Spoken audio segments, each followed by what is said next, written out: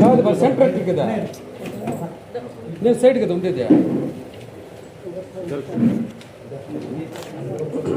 ఇప్పుడు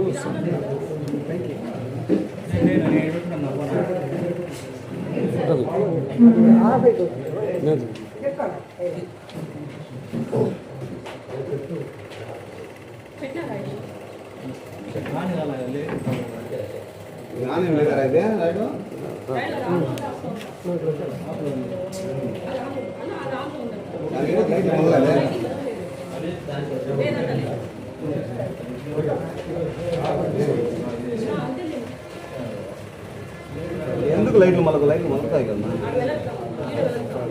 అట్లా బ్లింక్ అవుతా ఉందంటే అది లేదా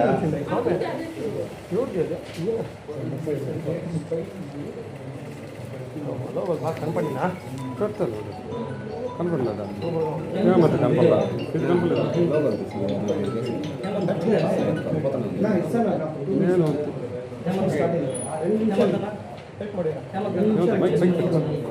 నేను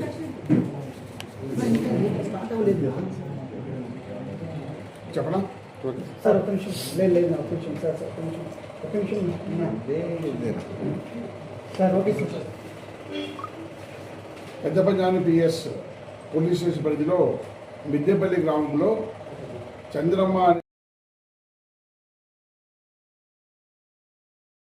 కొడలతో గుంజు పోసి చంపి ఆ డెడ్ బాడీని బొలారో వెహికల్ చేసుకొని మొగలిఘాట్లో జగమల్ల క్రాస్లో వెళ్ళి పడేసినామని చెప్పి కన్ఫ్యూజ్ చేశారు. దాంతో ఇమ్మీడియట్గా ఇన్స్పెక్టర్ అండ్ టీం అంతా వెళ్ళి ఆ అడవిలోకి వెళ్ళి చెక్ చేస్తే ఆ డెడ్ బాడీని లెఫ్ట్ సైడ్ పడేసినారు. బట్ వాళ్ళు రైట్ సైడ్ తీసుకెళ్ళారు. రాత్రి అంతా బాడీ కనపడలేదు. మార్నింగ్ వచ్చిన తర్వాత లెఫ్ట్ సైడ్ వేయలేకపోతే అక్కడ డెడ్ బాడీ కనిపెట్టడం జరిపింది. క్లూస్ టీమ్ను కనుక్కొని తీసుకోవడం చెప్పింది. దానికి ఆధారం సేకరించడం జరిగింది. వారి చెప్పిన ప్రకారం దాన్ని గొంతు కోసి మా మృతదేహాన్ని గాయాలతో కలపడం జరిగింది. వెంటనే దాన్ని మర్డర్ కేసు కాల్వర్ చేశాము. ఆ ముద్దాయిని అరెస్ట్ చేయడం జరిగింది. వారితో పాటు ఇద్దరు పాల్గొన్న వ్యక్తుల యొక్క ఆచూకీ కూడా మాకు లభ్యమైంది. వాళ్ళ కోసం టీమ్స్ పోయినాయి. వాళ్ళిద్దరినీ కూడా తొందరలోనే అరెస్ట్ చేస్తాము. దీనికి ఒకే ఒక కారణం ఏమంటే ఆన్లైన్ యాప్స్ ద్వారా గేమింగ్ ఆడి డబ్బులు పోగొట్టుకొని ఆ డబ్బులు తీర్చలేక దగ్గర బంధువైన ఆమెను హత్యకు పాల్పడ్డారు.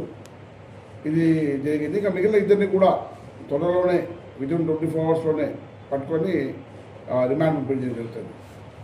సార్ ఆమెను ఎక్కడ హత్య చేశారు సార్?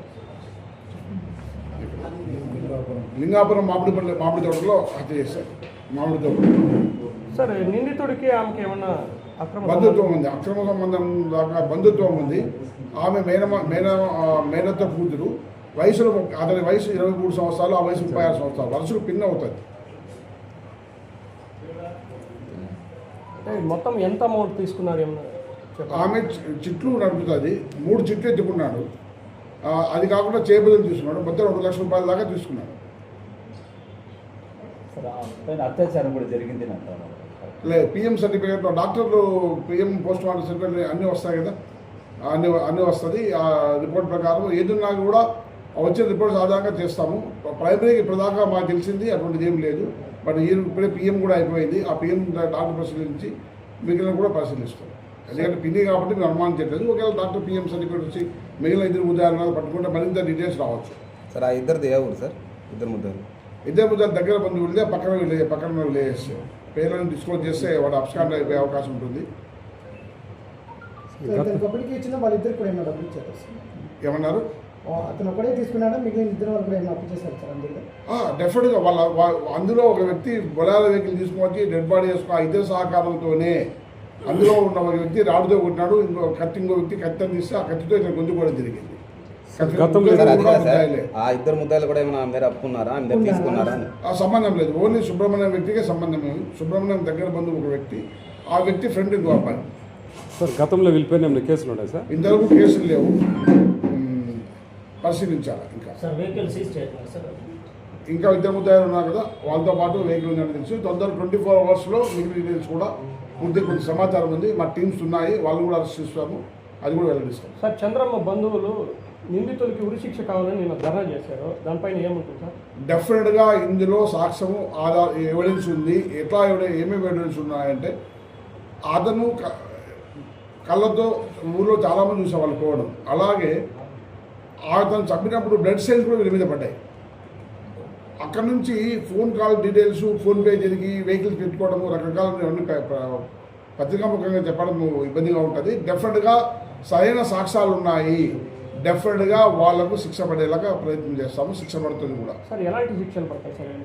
యావజ్జీవికాల శిక్ష దగ్గర నుంచి కొన్ని కేసులు హ్యాంగింగ్ కూడా చేయొచ్చు. సార్ ముఖ్యంగా ఈ జగమర్ల, ఈ గాంధీనగర్ ప్రాంతాల్లో ఈ నేరాలకి హాట్స్పాట్గా మారిపోయింది. దీనిపైన ఎలాంటి చర్యలు చేపట్టబోతున్నారు సార్? యాక్చువల్గా గత 2 yearsలో జరిగిన ఒకే ఒక మర్డర్ బాడీ అక్కడ జంగిల్ కాబట్టి కొద్దిగా అసంఘటనలు జరుగుతుంది. అప్పుడు ఇంతవరకు ఏది పోలీస్ నోటీసులు రావడం కానీ చేయడం కానీ బెదిరించుకోలేదు. బట్ అక్కడ మన నిరంతర పర్యవేక్షణ మొన్నటిదాకా కూడా ఒక చెక్ పోస్ట్ ఓపెన్ చేసింది. 2-3 సార్లు వచ్చి వెహికల్స్ యాక్సిడెంట్ కావడం, కోల్పోవడము ఇది అవుతుంది. అక్కడ ప్రతిరోజు కూడా మీరు అబ్జర్వ్ చేస్తే ఈవినింగ్ వెహికల్ చెకింగ్ జరుగుతుంది. నైట్ బీట్ చేసే వాళ్ళు 5 to 6, 7 దాకా మొత్తం జంగిల్లో వెళ్ళి ఉన్నారా ఒకసారి గస్తీ జరుగుతూ ఉంటుంది. ఇది ఆ రోజు కూడా మా వాళ్ళు 6 o'clock 7 o'clock వచ్చేసారు గస్తీ తిరిగి. ఇది ఆఫ్టర్ 9, 10, 11 వరకు జరిగింది కాబట్టి వాళ్ళు నోటీస్ కాలేదు. సార్ ఆన్లైన్ మీటింగ్ గురించి అని చెప్పండి సార్. యువతకు ఆన్లైన్